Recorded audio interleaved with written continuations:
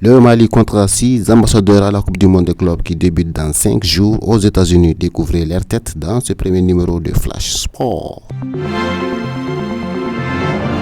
La Coupe du Monde des clubs se jouera pour la première fois dans un format 32 équipes venues de la planète entière. Le tournoi, programmé du 15 juin au 13 juillet 2025, verra parcourir plusieurs talents maliens, à commencer par Aliou Dieng. Le milieu de terrain malien disputera la compétition avec Al Ahly où il vient de signer son retour après une année d'exil en Arabie Saoudite sous forme de prêt. Le Malien a déjà pris part à un match amical préparatif avec ses partenaires. Cela doit lui permettre de retrouver la connexion qu'il avait avec ses coéquipiers. Dans son groupe, Aliou Dieng affrontera Palmeiras, l'UFC Porto et l'Inter de Lionel Messi. Avec l'Espérance de Tunis, le jeune attaquant malien Boubacar Diakité sera aussi à ses rendez-vous mondial. Le buteur de 18 ans sort d'une belle saison en remportant le doublé championnat et Coupe de la Tunisie malgré un temps de jeu dérisoire. Il fera néanmoins le voyage aux États-Unis et avec de la chance, il pourrait montrer les qualités de l'avant-centre prometteur qu'on dit de lui. Dans son groupe, Diakité affrontera des gros poissons tels que Chelsea et Flamengo. Le RB Salzbourg fera aussi le voyage avec au moins 4 Maliens dans son groupe. On pense premièrement à Néné Dorgelès qui sort d'une saison monumentale terminant meilleur buteur du club autrichien avec 13 buts toutes compétitions confondues. L'attaquant des Aigles ira donc avec une grande confiance qui pourrait lui permettre d'exprimer son potentiel sur la scène mondiale, chose qu'il a déjà réussi à faire tant sur le plan national en Autriche qu'européen en Ligue des Champions. Deuxièmement, les Salzbourgeois pourront aussi compter sur le renfort spécial et important qu'ils viennent d'annoncer en la personne de Soumaïla Diakité. Le milieu défensif malien revient d'un prêt convaincant à Linz, l'équipe surprise de la saison en Bundesliga,